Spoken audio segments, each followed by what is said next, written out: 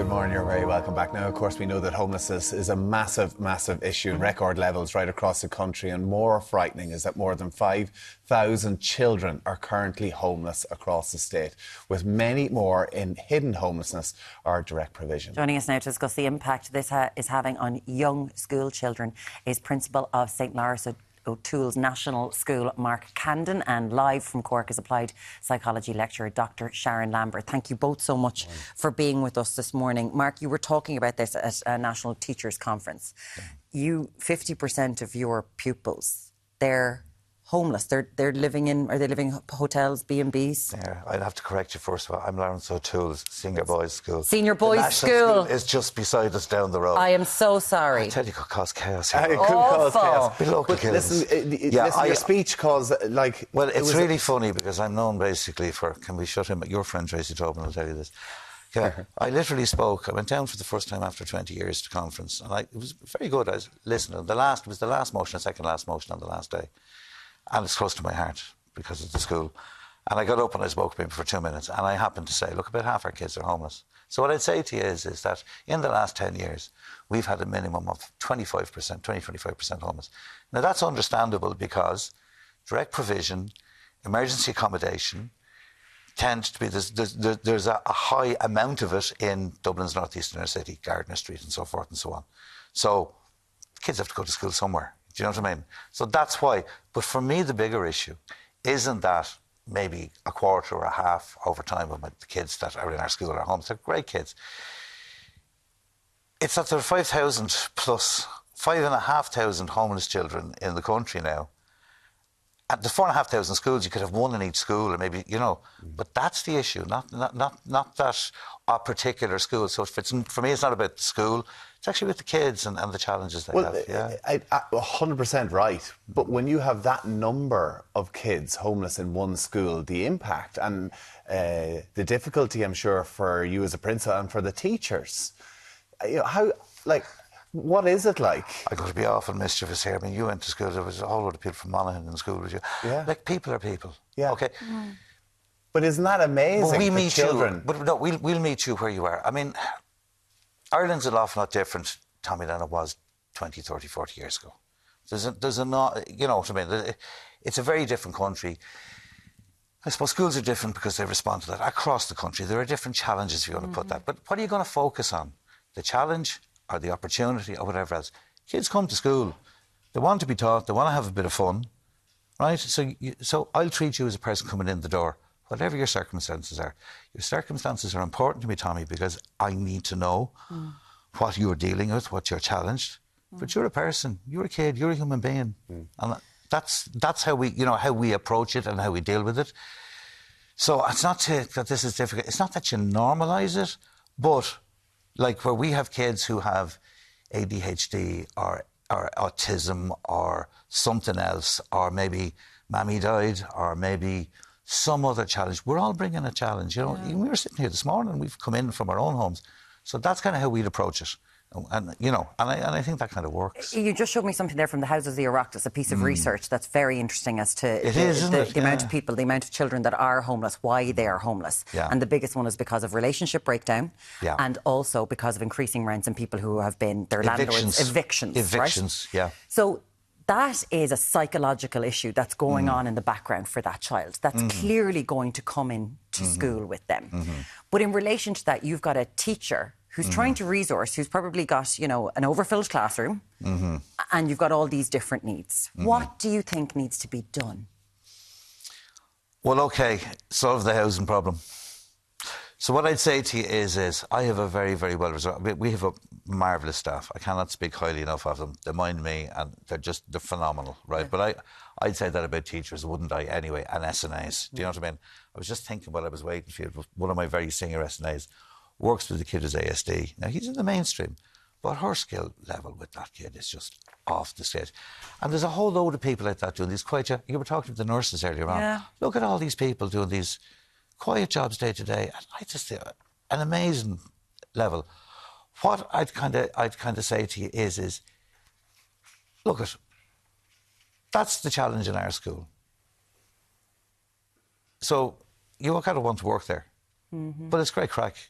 You know what I mean? Like, it is good crack. Kids are great fun. Yeah. And so I don't see. Yes, we do have our challenges and so forth and so on, but we wouldn't be focusing on the negative. Does that make sense? Okay, gotcha. I'm focused on your strengths. I'm more interested, right? And we're not doing well the last couple of years.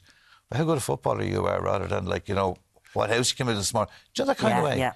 Can you sing? Are you going to be in the choir, Tommy? You know what I mean?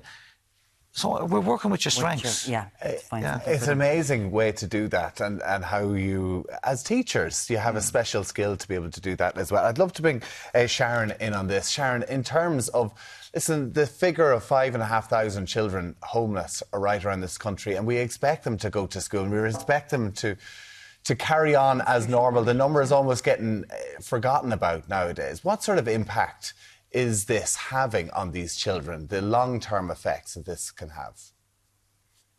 Well, as Mark said, you know, there's lots of different things going on in people's lives. And when you're experiencing unstable homeless or housing and in emergency accommodation, that's really, really stressful.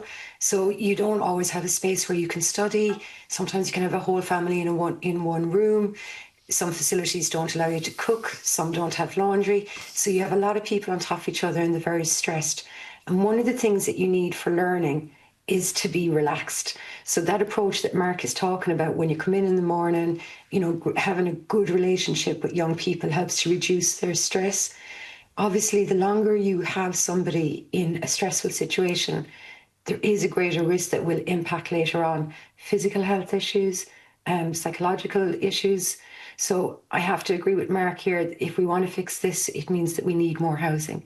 The quicker that you take children out of a stressful situation, the less likely it is that it's going to have any impact down along the line. Yeah, and with that, is there sort of a level, Sharon, of contagion then? If you've got, you know, a child in a very heightened state in a class that needs like, it does affect everyone around them, I would assume.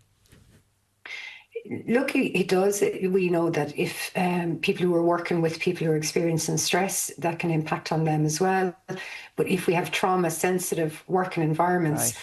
So that's where you kind of meet the stress at the door, like what Mark was saying, you know, talking about football. So it's actually quite easy to regulate people if you have a good relationship with them. So meeting them at the door and making sure that you have a safe environment.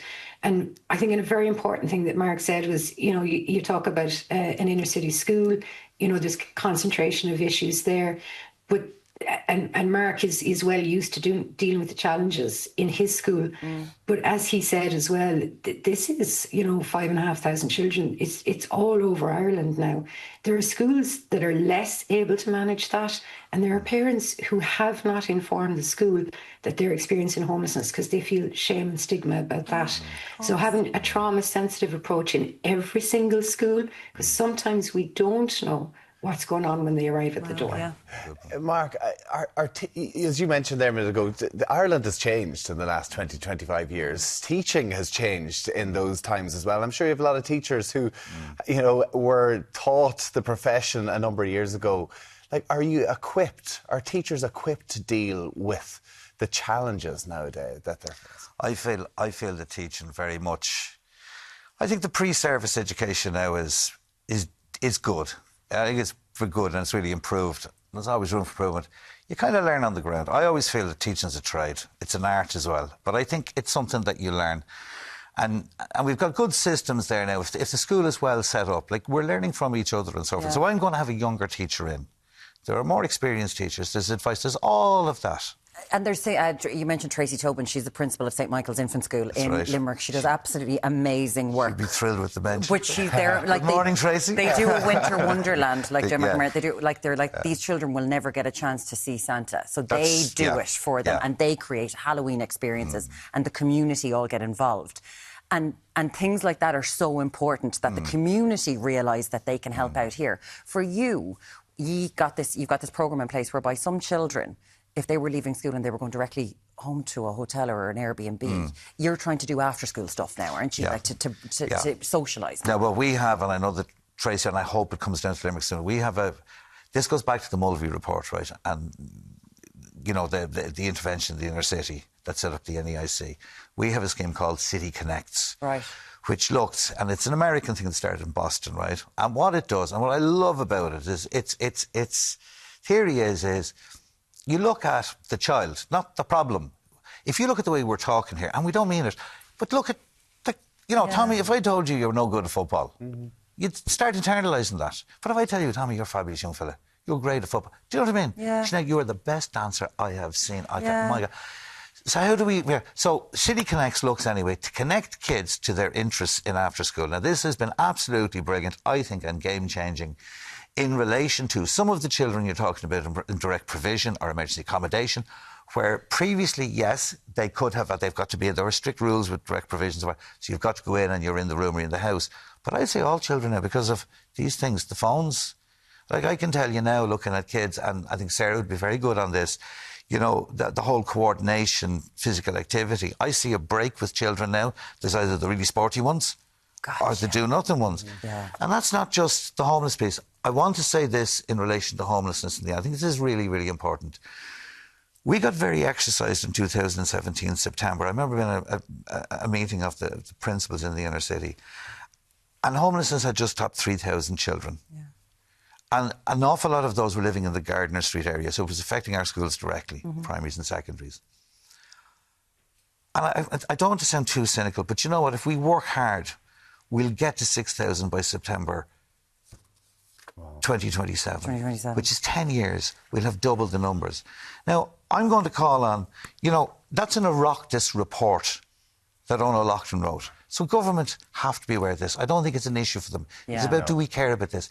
Also, the Congress of Trades Unions have an initiative called Raise the Roof. Maybe they could do better with it. Maybe they could push it more. Listen, and it's not just in this area, it's right across the board, but this is something that, when you see numbers like that, it is absolutely frightening. Mark Candon, Principal of School North Inner City, thank you so much for joining us this morning. Thank you. And Dr. Sharon Lambert from the Psychological Society of Ireland, thank you both for joining us.